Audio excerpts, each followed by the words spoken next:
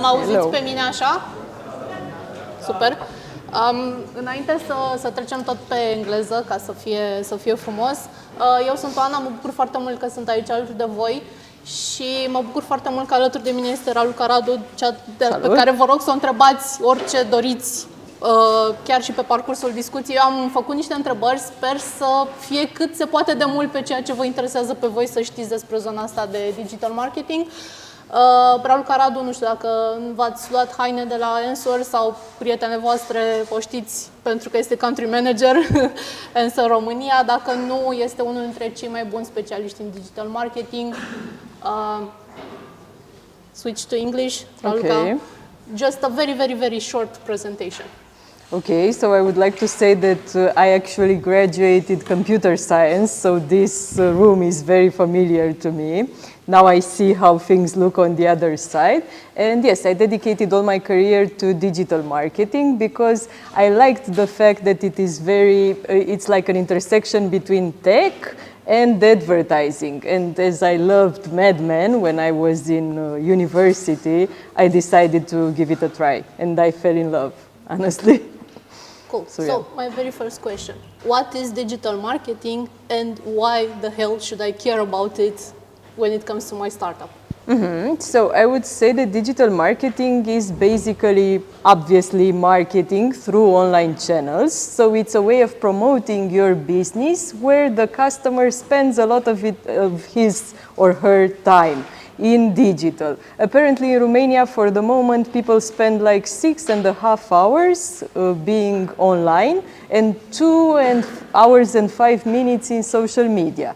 So yeah, that's where the customer is, so it makes sense to be there. Of course, the customer is also on other channels, but I would say that digital marketing has the lowest barrier. It is said to be the cheapest way of promoting a business. That's not entirely true, but it actually has the lowest barrier. And by that I mean that you can spend a budget as small as €1 to promote your brand on Instagram ads. You can spend €100 or €1,000. On TV, things are different. I saw one team during the hackathon this weekend telling that they would put like €5,000 in TV ads, and I was like, where did you get that number? Because it's totally unrealistic. You need like more than €100,000 for one TV ad. So yeah, you need to actually get that money out of somewhere, convince someone to invest in you in order to get that budget. So I would say that this is the advantage of digital marketing. Whether it's Google ads or social media ads, you can come up with a smaller budget and get your brand out there. And the advantage of digital marketing, that's why I said it's also a combination of tech and advertising. You can have a lot of data, you can measure a lot of stuff. Like you can see who you are targeting. For example, if you know your target audience is someone that has graduated a certain faculty and that, I don't know, is interested in certain things, you can target that person pretty razor sharp, and then you can measure the results pretty nice. So it's also a lot of mathematics there, a lot of data, which is nice. You have a lot of data in TV as well, but I would say it's not exactly so easy to measure it.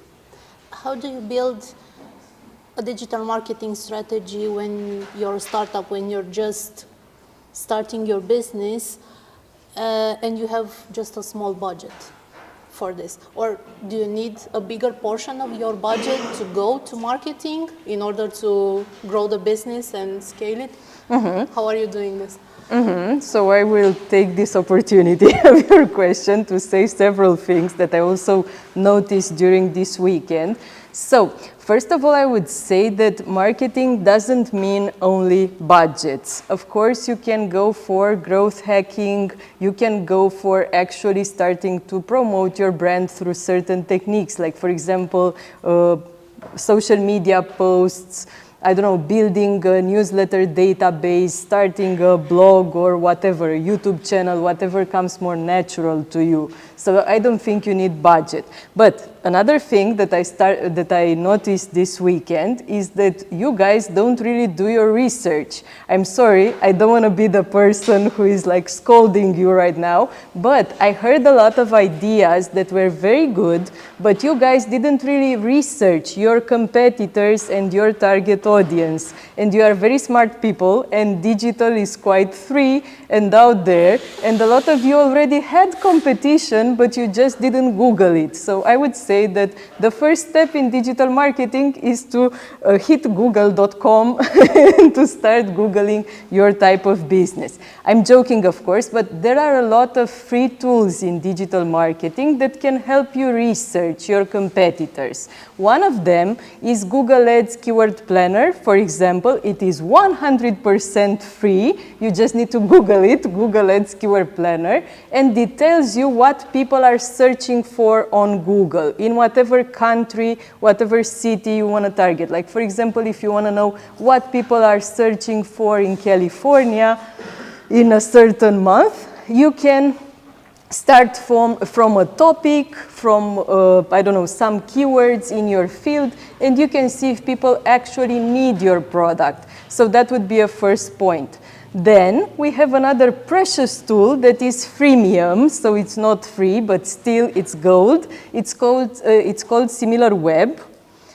It has a version SimilarWeb Pro that it's like a total gold mine. But first, the free version gives you data like traffic, audience interests, and so on for any business that has a mobile app or a website. So that's where I would start. And you can actually get from these two tools some more data. Other than that, I would Google my competitors. I would look in their social media. You have another free tool called Facebook Ad Library. You can Google it as well if you don't know it. So Facebook ads gives you access to all the ads that competitors all over the web, all over the globe are running. So that's also a starting point to see what they are promoting, what their USPs are.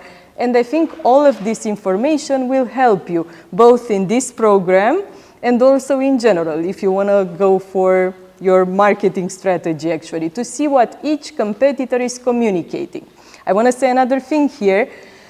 A competitor of yours is not necessarily someone who has built the same business model. It took me a lot of time to understand this because I'm an engineer, I'm a computer scientist, and yeah, I was thinking a bit in a box maybe from this point of view. But a mobile app, for example, that is doing, I don't know, for example, it's mixing ingredients you have in your food, in your fridge and so on, and giving you recipes, yeah? Maybe you don't find a mobile app that does the same thing. But guys, you find the feature that is already in fitness apps, diet apps, or I don't know, that does the same thing. Or you find that feature, that tool on another, I don't know, maybe women's website or stuff like that. So you should also try to think of things from different angles. And what has helped me in the past has been to actually ask other people that are not also computer scientists, or in my case, working in digital marketing. I honestly asked my grandmother, grandfather, whoever, the cleaning lady, about my mobile app. And I was like, what are you doing when you have this situation, when you have this problem? And you may find interesting ideas, interesting answers, and you may find that you actually have a competitor, and it's not necessarily someone doing the same type of business. Coming back to the marketing strategy, once you know who your target audience is, because that's another magic, your marketing strategy should start where your target audience is. Like, for example, if you know you're targeting young people from I don't know which country, and you know they are on TikTok, then that's your first marketing channel. So it's very important to understand this target audience. This is exactly where your marketing strategy starts. And it doesn't need to have a budget right from the start. You just need to be there and to get creative. And whenever you're in a startup and you're so enthusiastic about what you do, you will get creative ideas, especially if you work in a team. So I would say that this is the starting point. Before asking you, how do you build your client persona? If it's different when you're B2C and B2B, you mentioned team. And another question popped up. Do you need to have, when starting, do you need to have in your team, in your co-founders team or in your team as a whole, someone that has knowledge about marketing, has marketing skills? When do you need to bring someone that's just focused on marketing in your team? I think you don't really need like a marketing manager right from the start, but it depends a lot. There are some products that are that good that they have marketing incorporated in them, as you know. So you have that product marketing. The product is so good and it has such a good market fit that marketing is no longer a problem for you. But if you are in a red ocean, like in a very competitive market, and you just have a differentiator from the competitors and you need creativity to communicate it, then you need a marketing person in your team. It would help a lot. And yeah, a business person is not necessarily the same as a marketing person.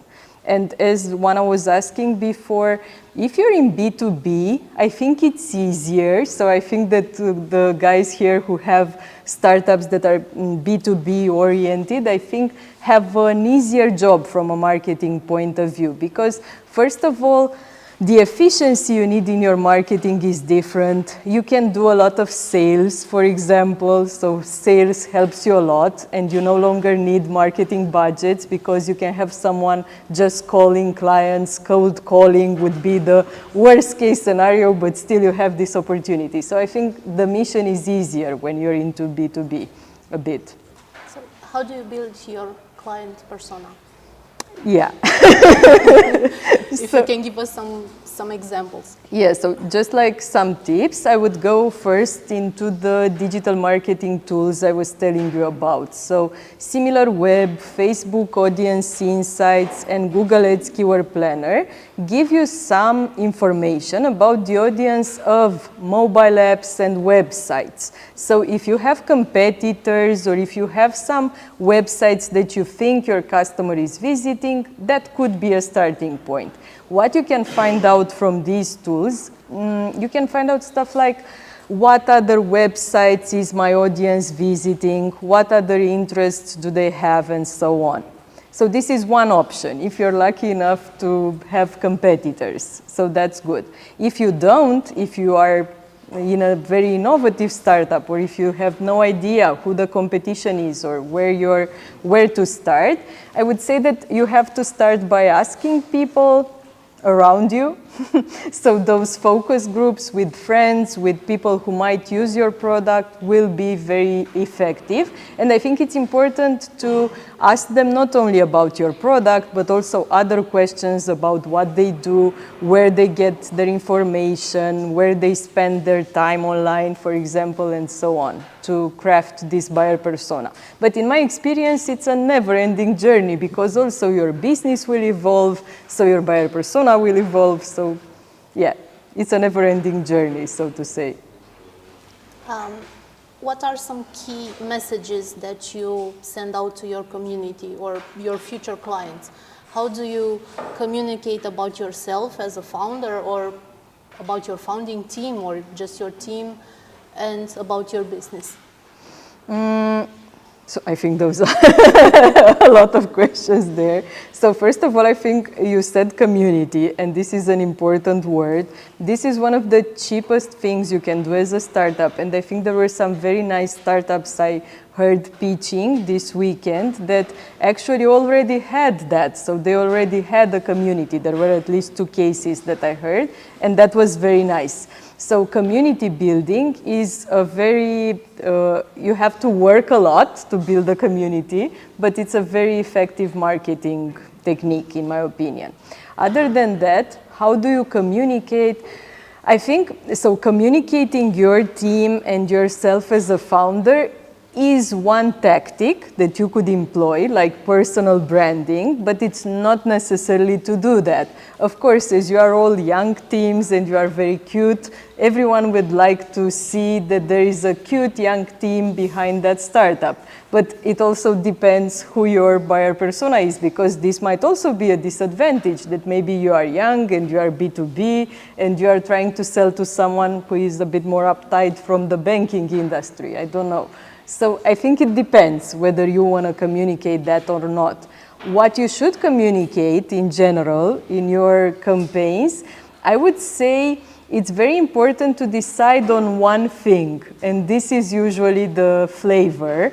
You should try to find that differentiator or that thing that really gets everyone in your target audience to understand who you are, what you do, and why they should care, actually. So I think this is one magic thing, and I saw in your presentations that all of you guys did a great job in the pitches. So you really managed in 2 minutes, or yeah, that's how long it was, to get everything, all the information there. So that was a good job and a good exercise for your promotional campaigns.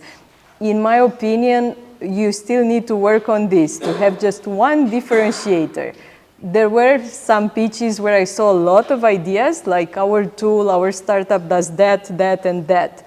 And you should keep in mind that the audience, your audience, are people like us who have limited attention spans. We simply forget what we are scrolling and what we were looking at and what we were planning to do. We have emails, we have somebody talking, we are on YouTube, someone messaged us. So it's a lot of things asking for our attention.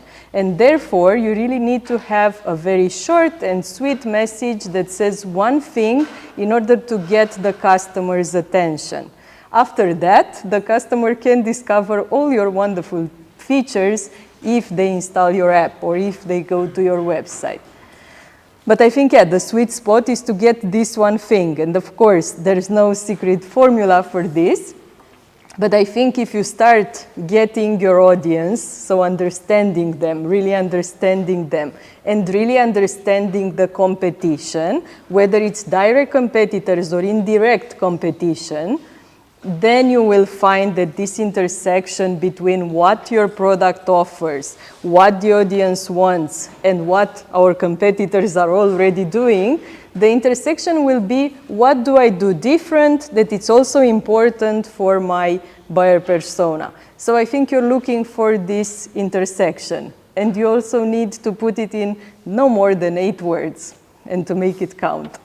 So yeah. No pressure there. No pressure. Okay, so I found the right message that I want to send to the world about me, about my startup. Where do I send it? What are the right channels or the appropriate channels that I should use? Mm-hmm. Another very good question, Juana. I would say... If I have a B2B business startup or a B2C startup. You should go generally where your buyer persona is, for sure. So if I'm B2B, you would say normally that you have to go to LinkedIn. And if you're B2C and you want to attract younger audience, it's TikTok, for example. On the other hand, these are the most crowded social media channels. And for example, LinkedIn is quite expensive. And yes, I would say that, for example, Instagram in Romania is also getting quite expensive. So maybe we should also think harder if we don't yet have the investment marketing budgets and see where my target audience is and where maybe I can get to them cheaper. One way would be, for example, through growth hacking. Maybe I can produce some content, whether it's video, whether it's a community, or I don't know, maybe it's a blog, as I was saying, or maybe I can write some articles, some guest articles in a publication that my target audience is reading. So I could try something like this. I could try to get a newsletter database and send information to them. It all really depends also on your talent and where your audience is. But you should also think of cheaper alternatives. So yes, it's B2B, then LinkedIn seems like the obvious like the obvious media. On the other hand, maybe your audience is also on Reddit and the costs are much cheaper. Just to give you an example, in Romania, a click on LinkedIn is somewhere around 12 euro, one click, and on Reddit it's somewhere around 1 euro, so a huge difference. So yeah, and it depends generally on the competition and yeah, on how that media works. Is it different if you have a startup that has global ambitions, or it is not just looking at Romania? When does it become different? Yeah, I think it's different, meaning that even if you have big marketing budgets, going international is a real challenge. I had some experience and I also talked to people who had these experiences, and it's quite complicated to target as many countries at once, so it's important to choose your battles, for example, to find those countries where you would have the best results, like be a big fish in a small pond. And I don't know if it's that different. It depends on how the customer behavior differs from one country onto the other. So I think it really depends on the product. But there are things that differ from one country onto the other. Like, for example, in Romania, we use a lot of WhatsApp. And in, for example, Ukraine, they use a lot of Viber, for example. Not to say that they have a conflict there, for example, at the moment. So different messages would matter. I'm just giving you a very neighboring example to see how much it can differ. The costs also differ a lot.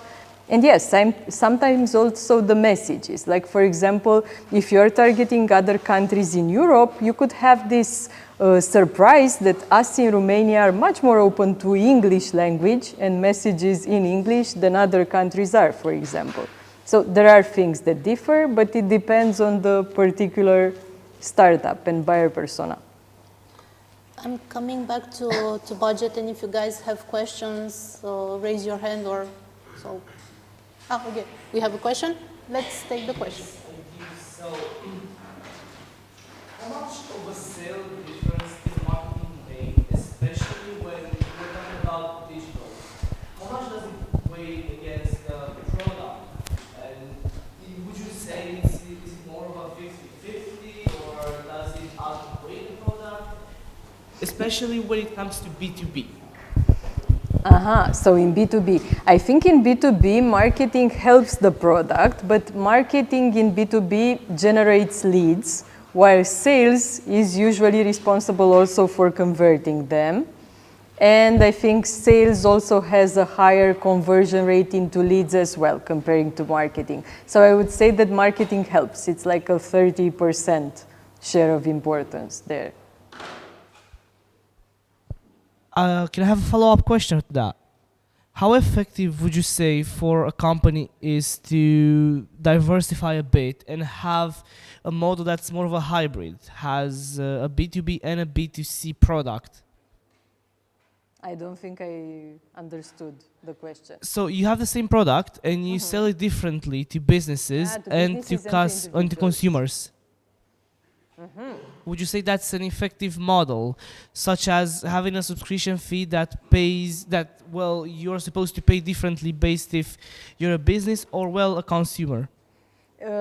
Actually, it's quite a common case to have B2C companies also selling B2B or the other way around. So it's nothing unusual. And I would say that, yeah, the approach there is usually in the company that marketing tackles B2C and sales more B2B. So this is usually a split. The message, of course, is different. So you have different buyer persona and you have to adapt your message, for sure. And thank you for the question. And for a B2B model, what would you say is the most effective way to market your product? Also, would you say that one very thoughtful ad that's very well made is more important than many more that are, well, less well made? Which one would you say is better? So first of all, the most effective B2B marketing strategy, let's say channels actually, I think PR is one of the most important. It depends who you are talking to, but I think being present in the press builds your trust and it will help much more than some ads, because generally in B2B, trust comes up in the equation and it becomes very, very important. And if we look at digital ads, we have Temu, Shine, and other Chinese companies advertising, and everyone knows this. So for B2B, you need to bring some trust to the table, to build awareness. And some very effective ways would be to use your personal brand, to be maybe to start being recognized as a specialist in your field, or maybe to promote the personal brand of other specialists in the team. And to go for press. I think this would be one of the most effective. If you don't like the idea of becoming a personal brand, you could at least cooperate with certain influencers, but I don't think of fashion influencers. So I'm thinking of some ambassadors that have the credibility, have the trust, and that could represent your brand. And in ads, I would say that testimonials are very important here, like logos of your customers and the same ambassadors, clients. So yeah. Okay, thank you. Thank you. Coming back to, I'd like to come back to the question about budget, and how do you build a marketing budget for your company, taking into consideration the stages of development that you're in? There are certain theories that say that the marketing budget should be a % of your whole budget. So that also gives us like an idea that of course it should be proportional. But honestly, it depends a lot. So I'm not a fan of this idea, especially because I also come from this tech startup world. And I think that the marketing budget should take into account the competitive landscape and the target audience. That's the most important part. And I've had this situation in my career before. There are some markets, for example, that are so competitive and where timing is so important that if you don't acquire that market fast, basically you will die. So that says that maybe you would definitely need a €1 million budget for a year, otherwise your startup could die. So we have those kind of situations. Yeah, like for example, I was working in an online classifieds business some years ago, and we had a competitor that was so crazy and had such huge budgets that if we didn't move, that competitor would have acquired that market forever. And we were OLX today. You know, OLX in Romania is like the leading classifieds platform. And there are other classifieds platforms, but OLX is the leading one, and it's quite complicated right now to become their competitor and to really become number one on the market. So there are such situations. Or for example, you can also look at the situation in Romania with eMag, right? So eMag is the number one marketplace. It was easier to beat them 10 years ago than it is to beat them now. You need much bigger marketing budgets. So if I were a competitor of eMag in 2012, I would say that I need so many X million euro now, because otherwise in 10 years time I would need 100 more in order to beat them. So I would say that the marketing budget really needs to be calculated, taking into account your target audience and the competitors, and to sort of maybe look at other markets, at similar markets, and ask people how they see this situation. Because yeah, I think that that's where you should start, because you may not be able to growth hack and to bootstrap many years. It really depends on this. On the other hand, in most situations, you don't have the eMag and the OLX situation, so yeah, maybe it's good news. Maybe you could go step by step. Yeah.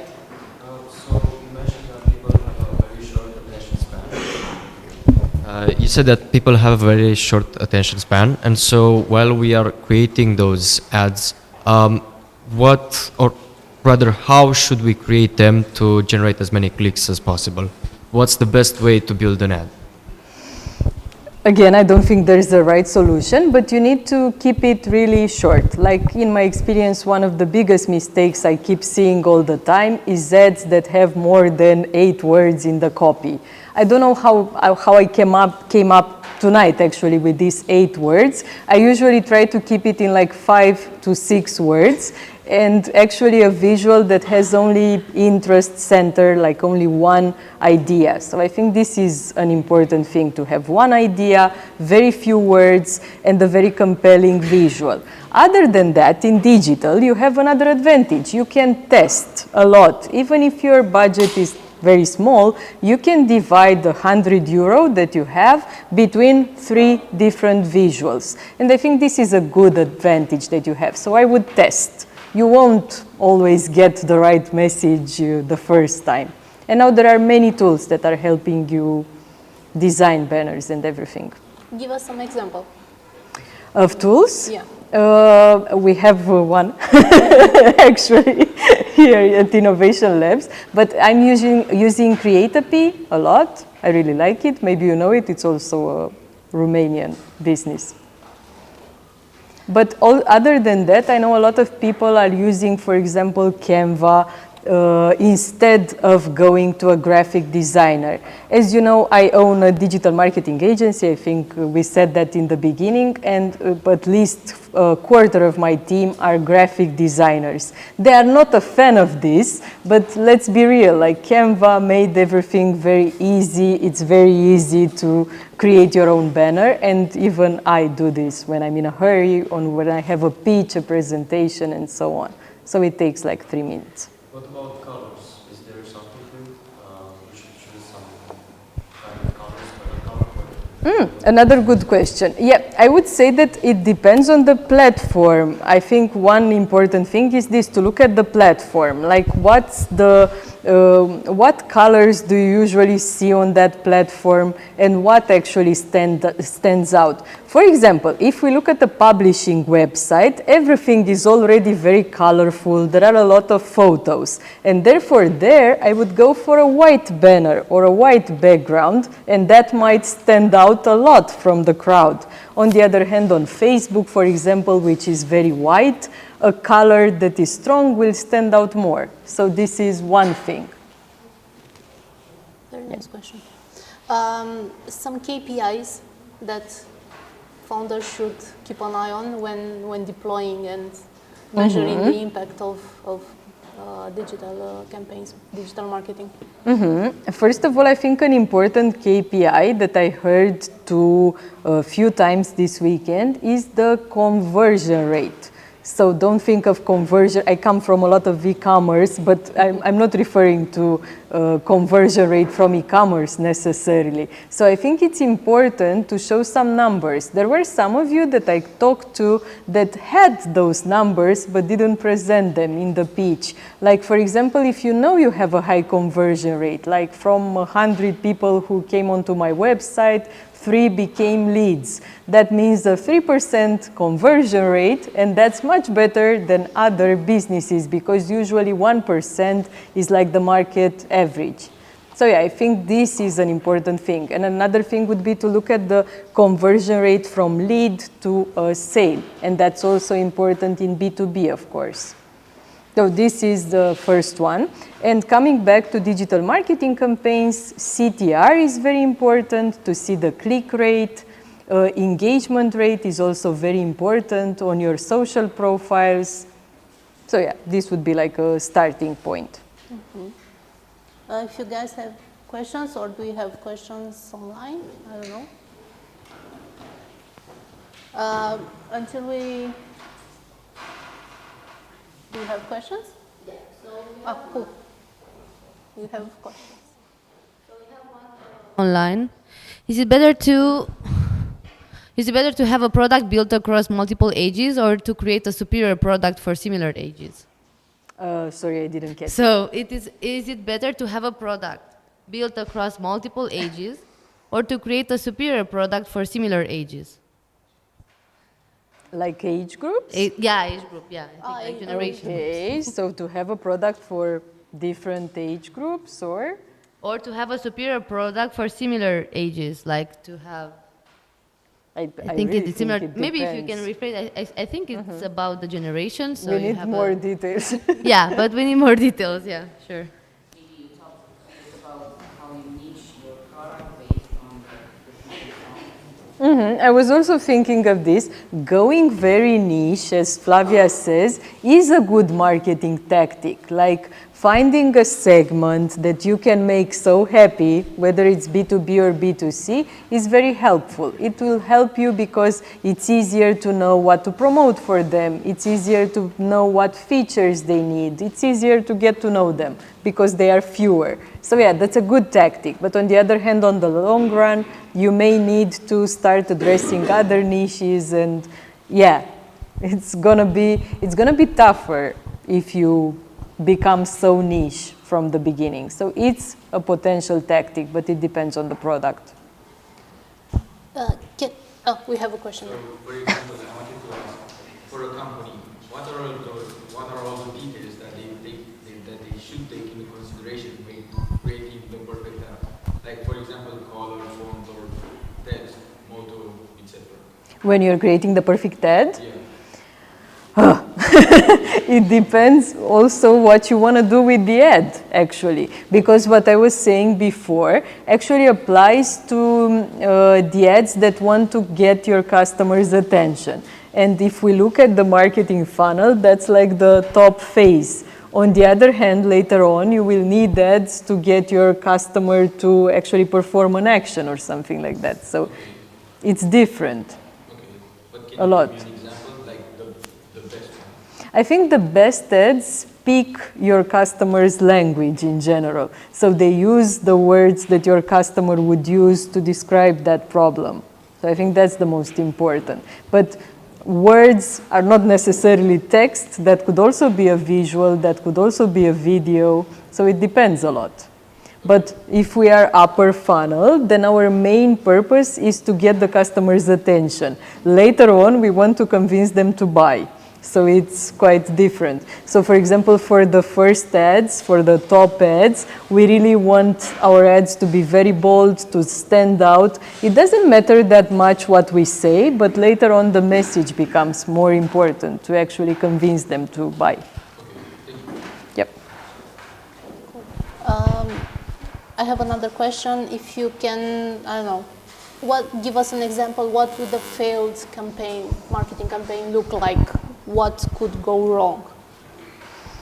We're trying, and we're not going anywhere. We're not having conversions. Yes, or we have a too big conversion cost or so on. This is an advantage in digital. You can't really go that wrong. Like you can see early on that you don't have a good CTR, so you change the banner. You can see quite early on that the conversion rate is not good, so you change something. I would say that this is an advantage. Otherwise, on TV, for example, you spend that budget, you have the production budget, you have the media booked, so it's much, much worse. But in both cases, I think it's complicated to know right then how bad your ad was. I think that it's important to also look at things after a while, like after a year, like after a month, after 6 months, and so on. And I think that's actually when you will really know if your campaign was bad or not. Because, for example, there are other factors. Sometimes your campaign is meant to get brand awareness, like you want people to remember your brand. And maybe the KPIs were good. You had a good click-through rate, people came to your website, maybe they were converted into leads, but later on they didn't buy. And other than that, they didn't remember your brand, maybe. So maybe you did something that wasn't spot on with this. And yeah, I've seen such cases. Can you do some corrections along the way to get to the result that you want? Yes, but there are such KPIs, like for example, brand awareness. You can't really see it in the real-time results. So yeah, this is the more complicated bit. Just a second, we have a question there. So you mentioned brand. How important is it for a startup to focus on creating a coherent brand from the start? It's obviously very important. So what what are the most important things, most important aspects of regarding a brand that a startup should definitely focus on? I would first start with the first part of the question. So it is important, but there are some cases where you don't need brand awareness. Like for example, if your product solves a problem that people can Google, like it's a specific problem, and there are no competitors, then honestly your brand is not so important because your people will continue to search on Google and so on. So you have chances to build your brand later on, so that it doesn't become a problem. But if you have competition and so on, it is very important to pay attention from the beginning. And that's why you should look at the strategy steps that we were already describing, like who your target audience is and what do they need, how do you differentiate from competitors, and what is that key message. And your brand should be aligned with the key messages. Okay, thank you. Thank you. We have another question there. Here, in the second row.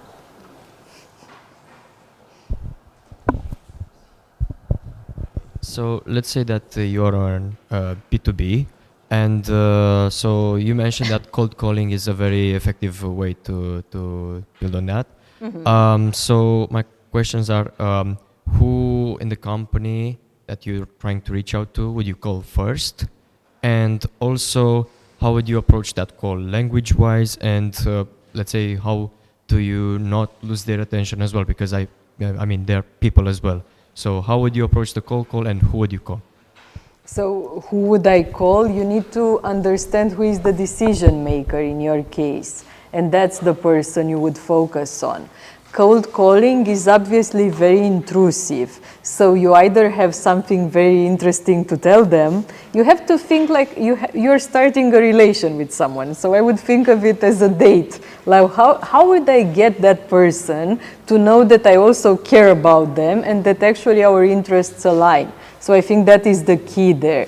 So what I mean is that if you are cold calling and inviting them, for example, to a workshop of yours that is in Prague, and you are actually paying for their accommodation at least, so to say, and they will find out more about AI, and this will help them in their job, then they will listen to you. But if you just call them to sell your product, then yeah, you will probably get a lot of no's right from the start. So if you're in this second case, I would think of approaching them differently, like first with a message on LinkedIn and maybe inviting them to something that has a lower implication on their side, like for example, a lower involvement on their side, like a webinar, like, I don't know, get them to subscribe to something. So I would come up with a funnel in this case as well. So to create that first step. But it's the same as with the audience you are targeting through your ads. You have to know what that person cares about and to get them to align your interests somehow. So, for example, if I give them a sample product for a limited time network? Yeah, that could work. On the other hand, they probably get a lot of sample products. So you need to get them to care, like explain in one sentence how this will help them. And make it very easy for them to use that product. And another tip here, I think it could help to get someone to make an intro. So it's also good to work on this and to work on your networking. And you have to know that especially the younger you are, there are more and more people who want to help you. So it's not that complicated to get people to make an intro if they see that you're passionate, you really have a business you're enthusiastic about. So yeah. Another question there. So I think this will be like the last one. Since, we have someone here. Sorry. Okay, let's go to Georgia. The first question.